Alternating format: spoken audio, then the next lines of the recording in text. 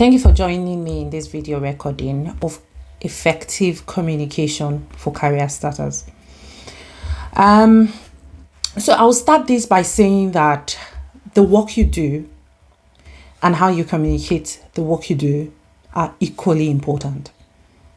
So it's not just about you working, it's also about how you are able to tell the story of the work that you're doing. And I feel like this is absolutely important. Now listen to me. At every stage of your career, you will continue to see the impact that communication and storytelling has on your career. I'm not going to lie to you. In this video recording, I'll be very practical with you. And I will say this, at every point in time, the skills for communicating the work that you've done will need to be improved upon. So it is an ongoing project throughout your career.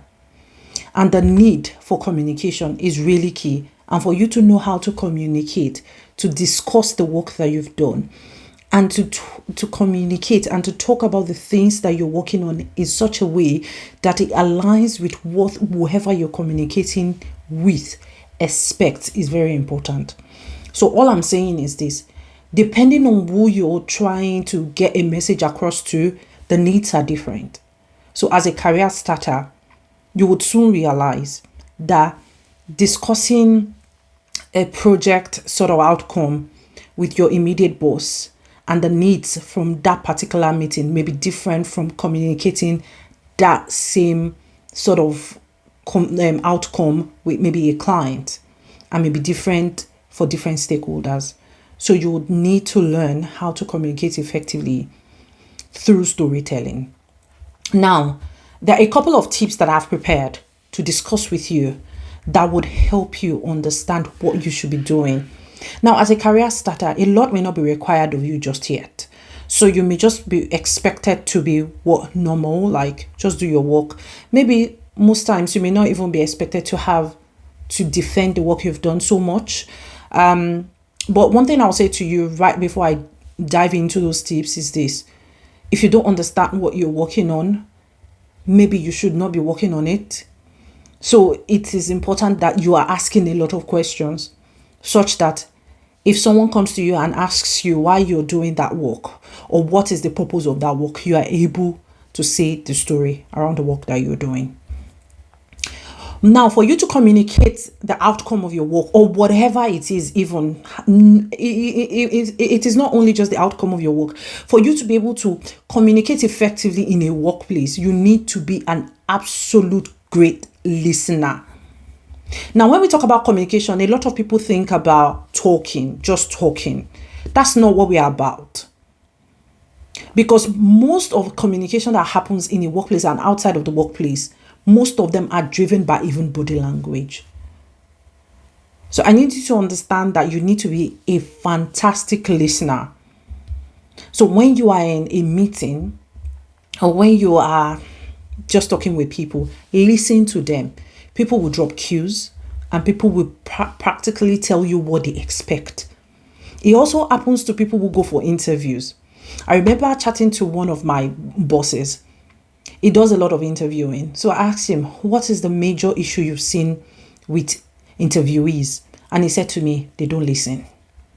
At the beginning of an interview, I tell them, while you're responding to me, please give me examples of a time when you did this.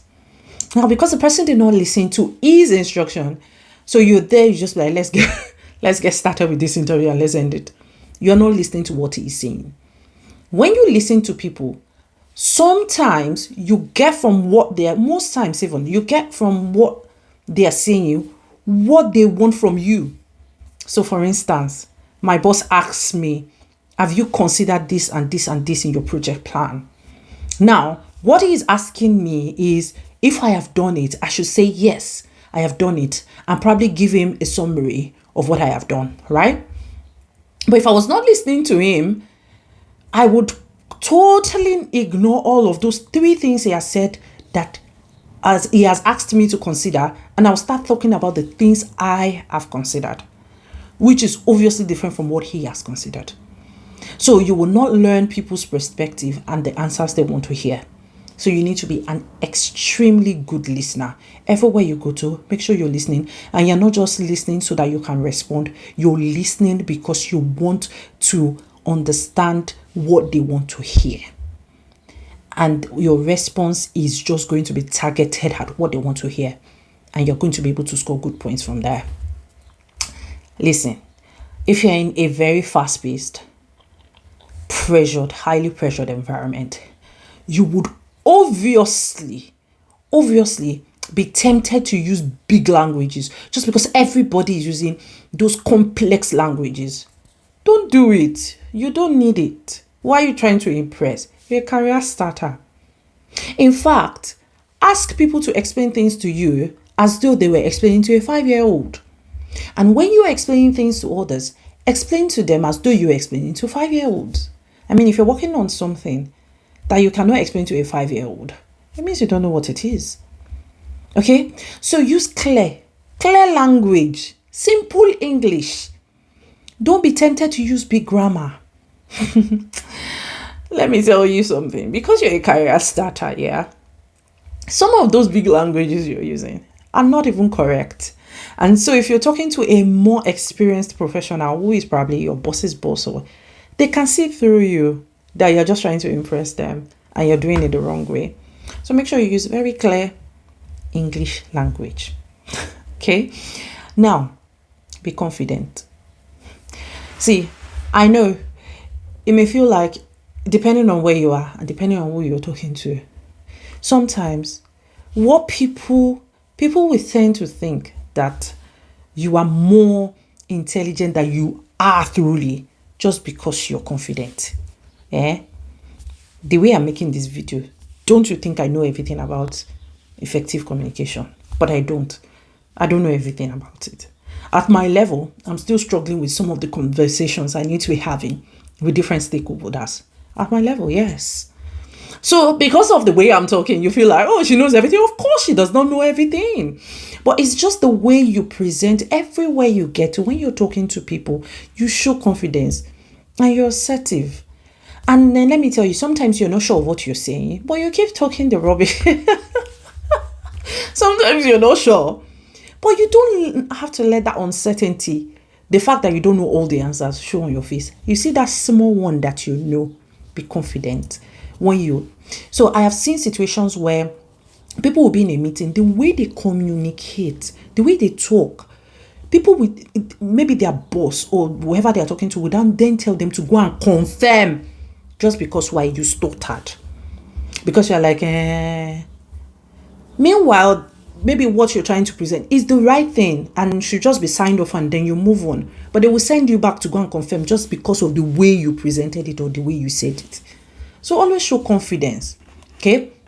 Now, another thing is respect people's perspective.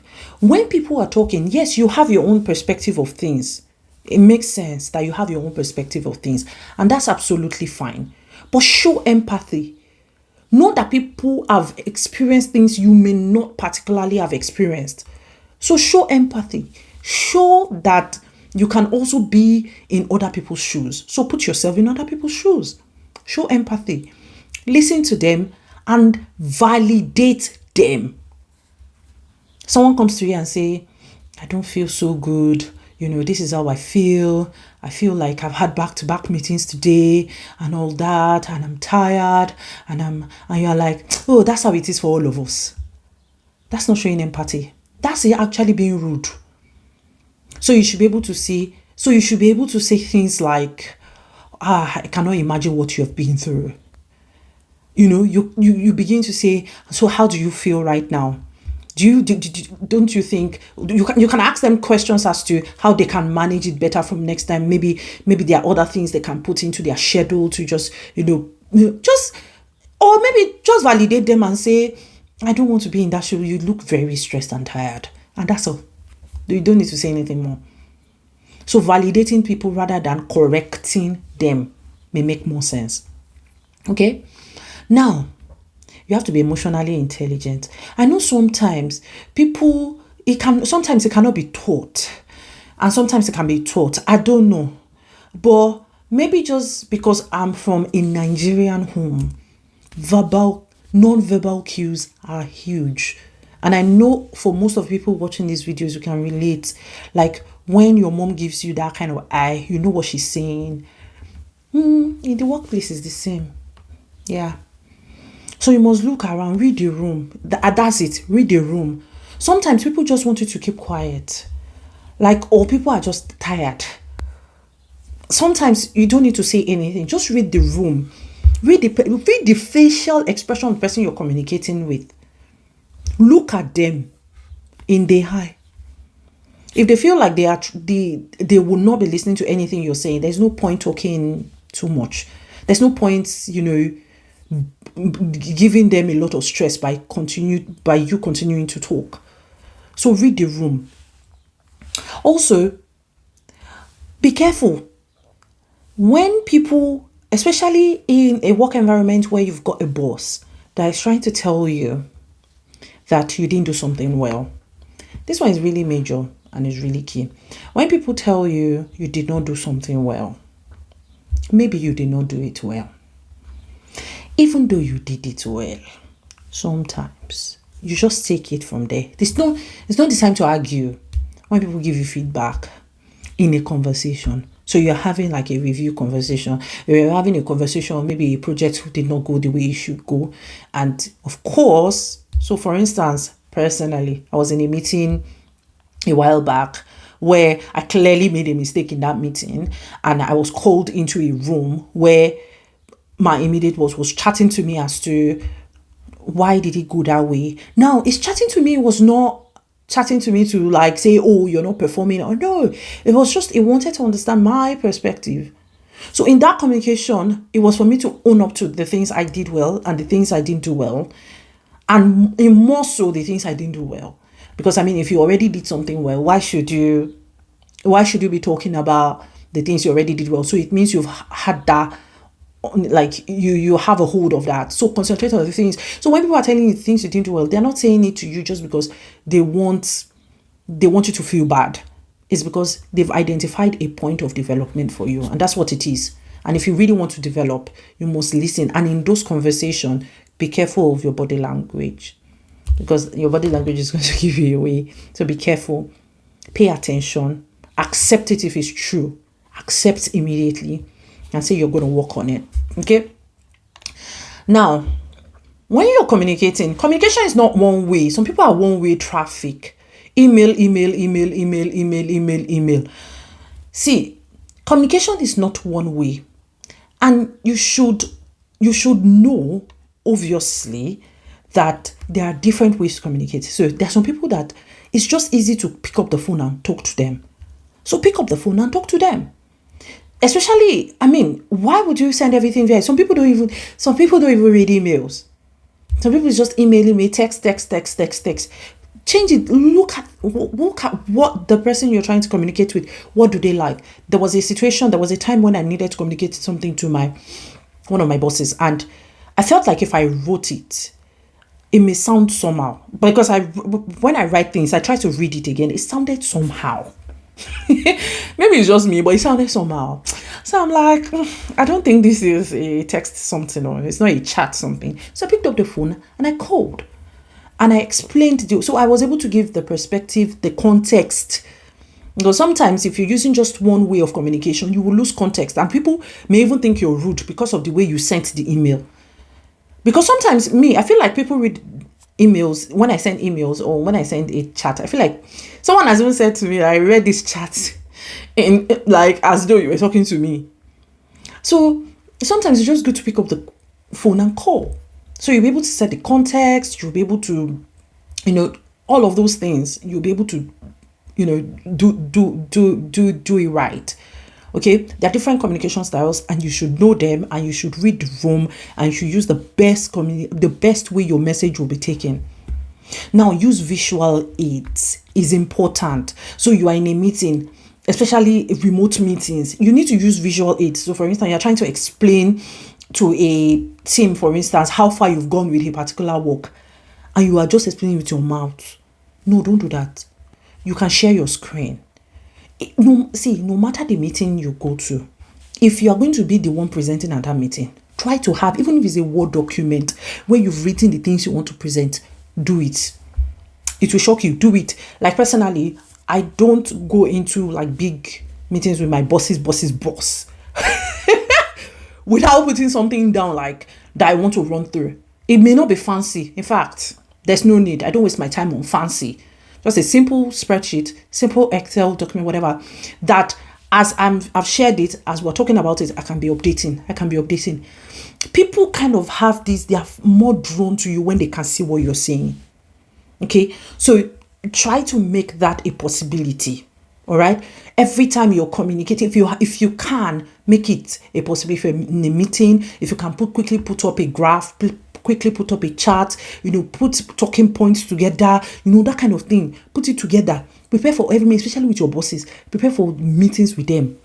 Don't just go to meeting and be saying, "Oh, this project is ongoing. It's ongoing. It's in progress." That's not progress reports. That's not communicating.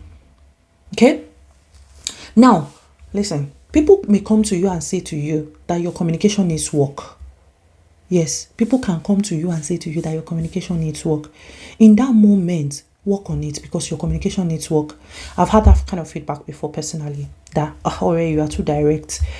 Careful how you communicate. Like, you are just because of the way you talk. And it's true because I'm self-aware. I've got this personality of,